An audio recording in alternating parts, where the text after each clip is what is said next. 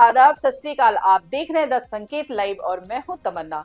आज चर्चा उस तस्वीर और उस सवाल की जो सोशल मीडिया से निकलकर सीधे उत्तर प्रदेश की राजनीति और विकास मॉडल की बहस के केंद्र में आ गया। उत्तर प्रदेश के मुख्यमंत्री योगी आदित्यनाथ जापान दौरे पर है और टोक्यो में उन्होंने हाई स्पीड मैगलेव ट्रेन में सफर किया। ये वही मैगलेव तकनीक है जो चुंबकीय शक्ति के सहारे हवा में तैरते हुए 600 किलोमीटर प्रति घंटे से अधिक की रफ्तार से दौड़ती है।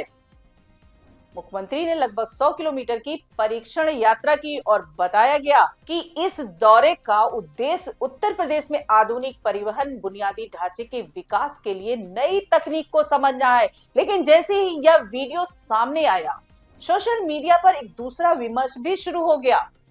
सवाल ये उठाया जाने लगा कि योगी आदित्यनाथ 9 साल से मुख्यमंत्री हैं, तो उत्तर प्रदेश में परिवहन और टेक्नोलॉजी के क्षेत्र में जमीन पर क्या बड़ा बदलाव दिखता है। आलोचकों ने तंज किया कि 600 किलोमीटर प्रति घंटे की मैगलेव ट्रेन का अनुभव लेने से पहले 60 किलोमीटर प्रति घंटे की मेट्रो का विस्तार कर दिया जाता तो बेहतर होता। राजधानी लखनऊ में आज भी मेट्रो का वही रूट संचालित है जो पूर्व मुख्यमंत्री अखिलेश यादव के कार्यकाल में शुरू हुआ था।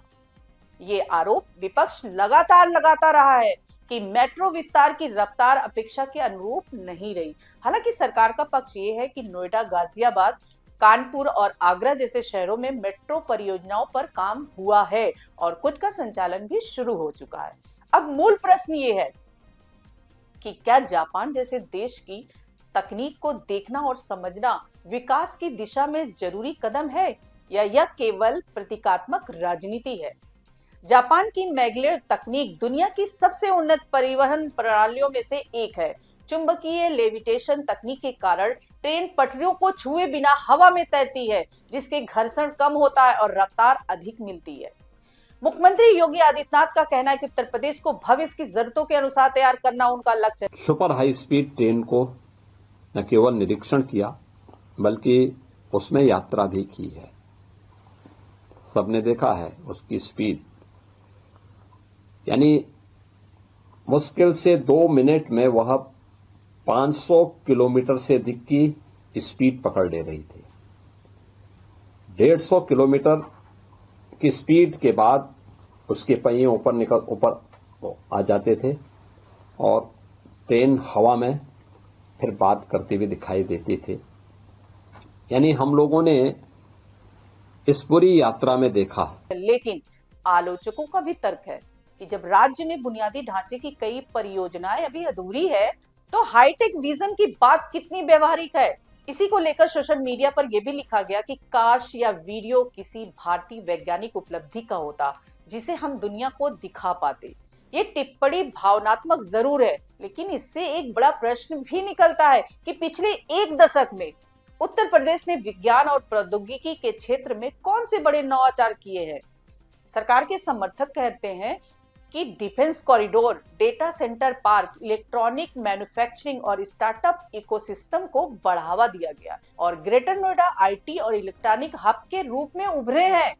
कई वैश्विक कंपनियों ने निवेश किया है। वहीं आलोचकों का कहना है कि रिसर्च एंड डेवलपमेंट के क्षेत्र में अब भी राज्य औसतन पीछे है। विश्वविद्यालयों की रैंकिंग, पेटेंट फाइलिंग और वैज्ञानिक शोध के आंकड़े इस बहस को और जटिल बनाते हैं। मुख्यमंत्री योगी आदित्यनाथ के 9 साल के कार्यकाल में कानून व्यवस्था, धार्मिक आयोजन, निवेश सम्मेलन और इंफ्रास्ट्रक्चर विकास प्रमुख राजनीतिक मुद्दे रहे हैं। विपक्ष का आरोप है कि विकास की प्राथमिकताएं अक्सर सांस्कृतिक और धार्मिक आयोजनों के इर्द गिर्द केंद्रित दिखाई देती है, जबकि सरकार का दावा है कि एक्सप्रेसवे नेटवर्क, एयरपोर्ट विस्तार, फिल्म सिटी परियोजना और औद्योगिक निवेश राज्य को नई दिशा दे रहे हैं। सच्चाई शायद इन दोनों के बीच कहीं है। ये भी ध्यान रखना होगा कि मैगलेव जैसी तकनीक को किसी राज्य में लागू करना केवल राजनीतिक इच्छा का प्रश्न नहीं, बल्कि हजारों करोड़ों के निवेश, भू अधिग्रहण, पर्यावरणीय स्वीकृति और दीर्घकालिक आर्थिक व्यवहार्यता से जुड़ा विषय है। भारत में अभी तक बुलेट ट्रेन परियोजनाएं भी पूरी तरह शुरू नहीं हो सकी है। ऐसे में मैगलेव जैसी आधुनिक प्रणाली निकट भविष्य में कितनी यथार्थवादी है, ये अलग बहस है। लेकिन तकनीक को समझना और वैश्विक मॉडल का अध्ययन करना नीति निर्माण का हिस्सा माना जाता है।